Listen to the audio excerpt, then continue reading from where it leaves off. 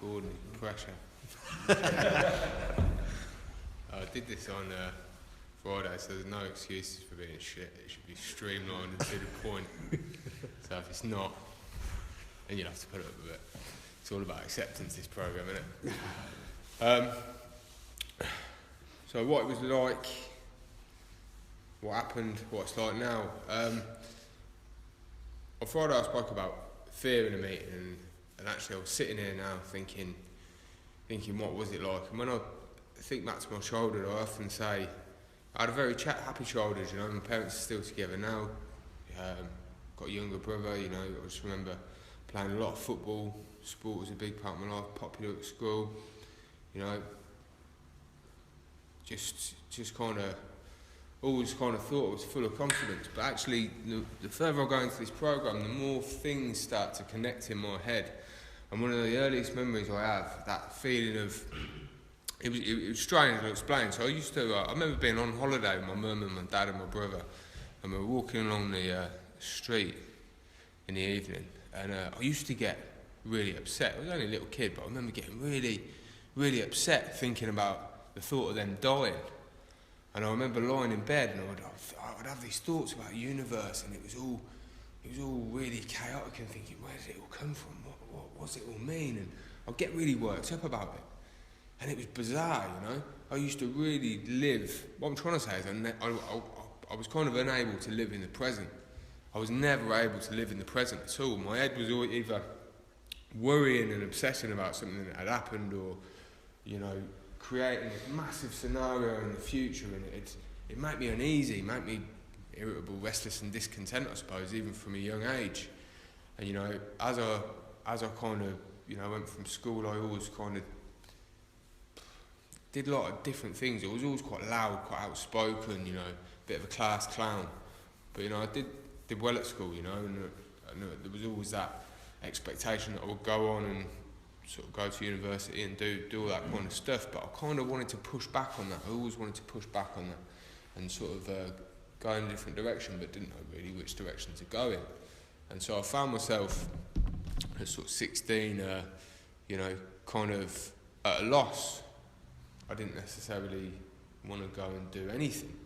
I was indecisive. Again, my head was just floating around in the future and the past and questioning everything all the time. I just couldn't live in now. And I remember that being a massive frustration I had. I just couldn't understand what to do, where to go.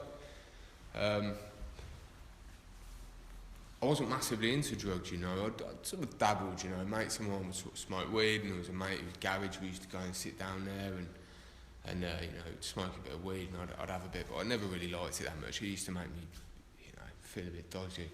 I'm eating I had a mate, I was quite good at English, and I had a mate who was a bit of a brain box, and so I was in a sort of top English set with him, and he used to smoke a lot of dope.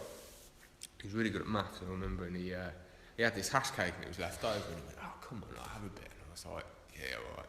So I ate half this hash cake with him, and I didn't really smoke weed at all. And when you eat that shit, it's fucking hell. Like, Jesus, man, do you know what, whatever you're taking, you eat a fucking hash cake, you just don't know what it is, but it just turns you into a dribbling mess.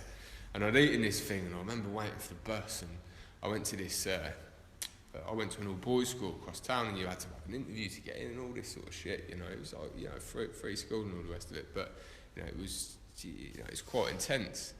I remember sitting there, fucking blazer on, all fucking like this, and sitting in this bus queue, and my back was so heavy. And I was just sat on the bus, and it was getting worse and worse, and it was summer.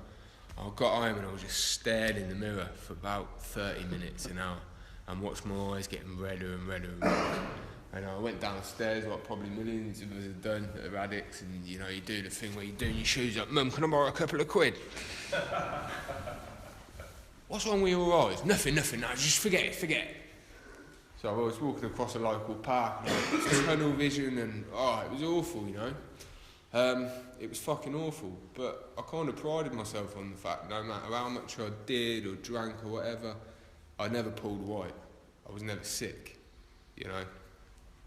That didn't really happen to me, except for the times that it did, but regardless, you know, because that was part of the bravado, that was part of the big I am, you know. And as I kind of moved through it, I started smoking weed as I left school, and I was kind of left with this void, and all of a sudden, I was living in the present, you know? I wasn't thinking anymore. That was my problem, thinking, you know? I spoke to my sort of sponsor about this as I've moved through recovery, and they've said to me, fucking hell, I've never met anyone that analyses shit as much as you. It's like everything, you know, I dissect it to the nth degree. I really do, and it's a frustration, it's something I have to work on. Having sort of smoked weed for that period of time, a lot of my friends were moving on to sort of harder drugs, so cocaine was coming into it, ecstasy as kind of a bit of a casual thing, but something I forgot about until recently was like bass and doing bass. So I sort of forgot about bass, and I didn't really think it was a drug. I thought it was just a bit shit. Like, it's not a proper drug. It's not like a designer drug, is it? It's not like ecstasy or cocaine. It's just like this mushy fucking, you know, shit. You just have a bit. Fucking, it's horrible, isn't it? But then cocaine came into the picture, and I was always quite against doing it. I remember I was on holiday, 18 to 30s holiday. I was 17, and there were sort of like these 30-year-olds doing coke, and I must have had a little line, and walked around like Johnny Big Bollocks, and I can't remember feeling much of an effect, but I was kind of playing out that character, and that those drugs had started to give me a solution. So when I came back, I moved into drugs, you know, and I moved into using drugs, and cocaine became a thing for me, you know.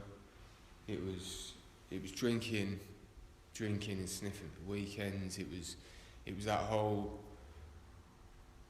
football factory culture. I've heard someone else talk about it in that way, you know. That was the kind of sign of the times, you know. It was becoming something that was happening more and more, you know, but it was just a weekend thing, you know, like people say it before, it's you know, like weekend smasher, you know, you get on it at the weekend, and very quickly I was always a blackout drunk, you know. I was always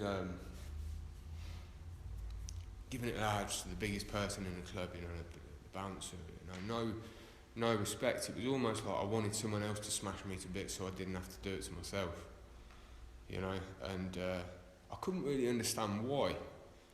And you know, my mum and my dad, they would always be upset about it, and they'd be wondering what had happened to me, why I'd changed so much, and it was always someone else's fault.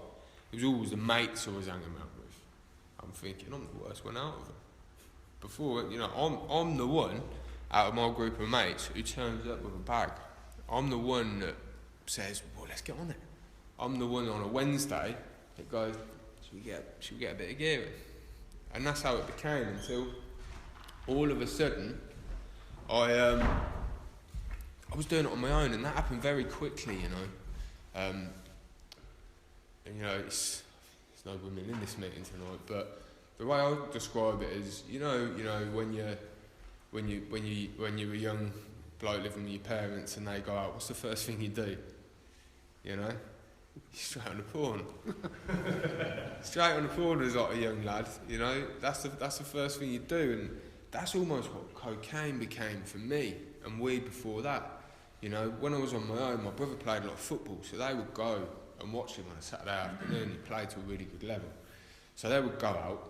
And that was it. I had the Saturday afternoon to myself. So, you know, I'd clean the car, a little ritual I'd do. You know, I'd clean the car, have a shower, go get my hair cut, go and get some gear on the way back, and that'd be it from 12 o'clock in the afternoon. Bang the telly on, watch the football results come in. You know, watching it on Sky Sports, sniffing on my own, drinking whiskey. You know, in my pants on, in my clothes for that night out, and that went on for a long time, and I didn't really think it was a problem. I was just enjoying it, you know. I thought I was enjoying it. Because a lot of my mates did the same. It became the norm. And it's scary how drugs become so normal in our lives when we're an addict, you know. We don't think we don't think there's anything wrong with it, you know. You often get these dope heads full of these conspiracy theories about, you know, the government's controlling everything and this, and you sort of think, right from that. But it's what happens when you become very insular, and it happened to me. And anyway, I kind of progressed through this, and when I was about 18, 19, I was doing it a lot. I was pretty much doing it every day, and I got out of the shower one morning and I had this little patch of hair missing. So I said to my mum, what the fuck is that? What's going on? I'm going bald. But it was bang in the middle of my head. And I went to the doctor and he said to me, it got bigger first. I continued to do what I was doing and it got a bit bigger. And the doctor said, well, are you doing anything that's stressing you out?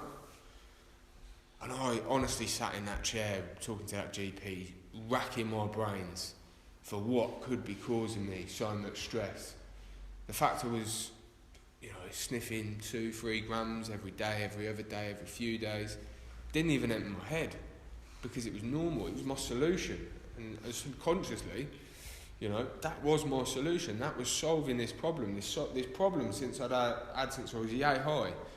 Walking, getting upset, and this fantasy that I was living out in my head of my mum and dad aren't going to always be there. This is, not being able to live in that moment.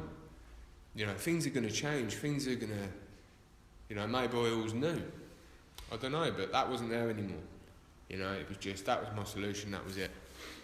Anyway, I continued to do what I was doing, and I just started to wreck myself, physically. I wasn't able to mask it, by the grace of God, I think I wasn't able to mask it anymore. It was very fucking apparent that I was a fucking wreck.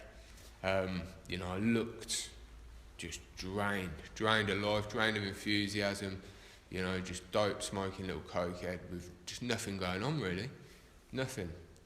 And me and my brother weren't that friendly at the time, but he kind of pulled me out and in a way, and got me engaged with going to the gym and stuff like that. But I was still doing it, but my usage started to curb, and I'll come onto it in a sec. But I think that's why I kind of struggled with really accepting this when I first came into it, because I kind of moved it from an everyday thing to going back to college, doing my A-levels, getting a place at university, going there and moving myself away from the cocaine. I was smoking weed every single day without fail.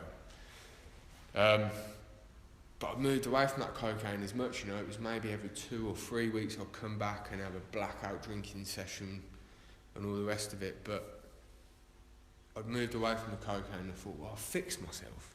I'm not sniffing gear every day anymore. I'm at university, look at this, my life's, I'm in control of this shit. Every time I was near those old people or places or things, or I got a sniff that there was anyone on that campus with gear, I was to that door buying it. I didn't give a fuck how much it costed, Because I went to university in Surrey, and there was one lad that lived on the university campus that sold gear occasionally, and they fucking inflated prices massively, because he was having to bring it down from London, and it was like a little villagey town place, and massively inflated. But he used to say 1.2 grams of weed for like 25 quid, it's piss take. But don't believe that I wasn't there at his door every single day, ramming those spliffs, because I didn't care, I'd spend it, whatever, So I used to come back. I started coming back more and more regularly every weekend, because I worked for a guy I know in a building trade at the weekends, and I would come back, and it was a great excuse on reflection for me to come back and use at the weekends. Then one of my mates got married. Before this, I should mention, there were a number of fairly risky individuals that I was kind of involved with who were selling a lot of coke and whatever, and I was just around that crowd. Never really got involved in the selling of it, because it made me very paranoid as well. I was very, very paranoid on it. And I think, in a way, again, grace of God, when I look back on it, it was my saving grace. Because if that shit hadn't made me as paranoid as I had a fucking expensive habit to feed, and that could have taken me down another path. I was too fucking paranoid to do fucking most things. Too paranoid to go outside, curtain switching. It was, just a constant fucking battle to live my life. But the drugs were working at that time. anyway, I met my missus at my mate's wedding, which was at the end of my first year at university, and it kind of, she worked for a certain public sector organisation that too many of us are probably familiar with, you know, and that made me curb it a little bit, because I thought, oh, I need to, you know, I can't, again, these things were coming into my life that, you know, it says in the book, you know, we find a woman and we use that to fix us, you know, and it does curb it, it changes the pattern of our using, and that fools us into thinking we've got a solution again. You know, there's a woman in our life, so, you know, you can't meet a woman and sniff gear at our house on a Sunday afternoon, I came to find out, you know, because it's weird. It's not a normal thing to do. On a Saturday night, it's a little bit more acceptable. It's a little bit less weird. But on a Sunday afternoon, it's not, and actually then it starts to rear its head. We had a child, we bought a house, you know, we started doing normal things from the outside. I've been this wreckhead that had changed. You know, things look good. People are saying to me, fucking hell, like, you've sorted yourself out. And I love that, you know, my ego loves that, you know, I've sorted myself out. Fucking look how strong I am, look at you, still on the smash every weekend. I was right there with them. You know, I'd be having these conversations in their house with them at 4 o'clock in the morning. You know, because that's the problem. Anyway, it continued to a point where I was every 2 weeks, every 3 weeks, and I was only using a gram, maybe. But it got me to that state of paranoia again, where I was lying, I was going out, I was hiding in bushes to get the gear. I ordered 0.2 of a gram because I was so paranoid of having it on me and ruin everything that I built up in my life, but I still couldn't stop doing it. And that's what makes me realise it's the thinking in this programme that is the issue. It's got absolutely nothing to do with the drugs you're using or how much you're using. Because when I was 18, 19, I was doing fucking loads of it. Loads of it. And all the time, I just medicated myself. The moment I woke up, the moment I went to sleep. Constantly. With weed, with cocaine, at the weekend, pills, cocaine and weed and drink. Until I blacked out and I'd either wake up in hospital or I'd wake up in someone else's bed with a thick head, black eyes, fucking all sorts of shit. The amount of times I've woke up in hospitals doesn't bear thinking about. Just constantly. The first thing, I'd got into such a habit of waking up in hospital that I'd always check that I wasn't handcuffed to the bed first. That's the first thing I'd check. If I wasn't handcuffed to the bed, thank fuck. You know? Not that bad, is it? Didn't think about the people I was hurting at the same time, you know? The people that brought me up. And now I think about my 2 kids and the thought of either of them waking up in hospital, handcuffs or no handcuffs, you know, that would crush my world. And it's part of the amends that I make to my parents on a daily basis not to use drink and drugs, because I had probably the biggest amends of anyone, you know. I've lied, cheated and stolen from those people, and all they've ever shown me is love. And for me to make amends to them, that's an ongoing process. So it's got to the point where I'm using 0.2 of a gram, hiding in woods, you know. My exchange with the dealer is pretty much throwing money into his car, grabbing the gear off him, running back to the toilets and doing it as quickly as I can before this special police operation that's watching me and my half a gram is going to come piling down on top of me, you know. I couldn't function anymore. And the next day I was full of paranoia and guilt and remorse. A mate of mine came into this programme, and I'd had a break for a few weeks, so I'm on top of the world again, you know. I've got no issues. And I'd invited him to a third wedding anniversary party for my wife and I, and he told me he wasn't drinking or using anymore, and I said, well, that's good. So you're going to come round then? Because I'm not thinking he's actually not. I'm thinking he's had a little break for a few weeks, like I have, and like he always used to tell me he had. Turns out he was in this programme and he shared the message of recovery with me, and I ignored it and did what I was doing, and then one day I stood outside my mother-in-law's house, probably the most pitiful usage I've ever had.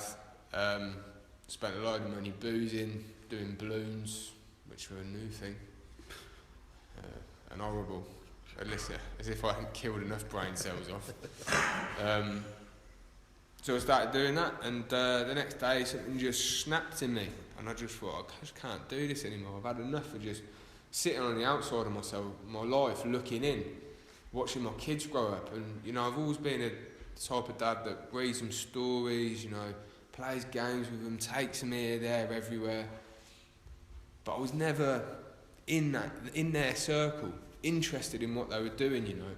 I was facilitating their lives, facilitating movements they had to make, and being present and being there, but not really present. I came into this program, and I've been in it for 9 months, and well, nearly 9 months. I love a tick, you know. I love a tick. I tick when I've got the money for it, because I'm greedy as well. But you know, I've come into this program, and I won't say, you know, my life got better straight away. I was going to say it didn't get better straight away, but you know what? I wasn't using drink or drugs, and actually, that means my life's getting better. You know, I did go through a period of coming in here and dawdling around it, because I suffer massively with self-confidence issues, you know. I think I'm not as bad as you, and then I judge other people and say, well, he's not as bad as me, so maybe I should be here. And actually all this thinking, all this thought fornication, it's a waste of space.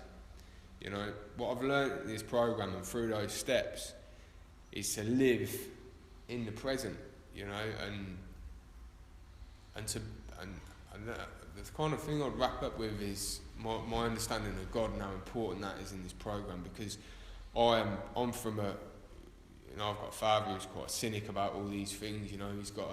He's a scientist, and he's got, you know, he's very, very sceptical of these type of things, you know, about God. And it took me a long time to get the God thing, but I think as soon as you get it and you start living by those kind of principles in your life, that fear, that thinking about the future, living in the past, it just disappears, you know.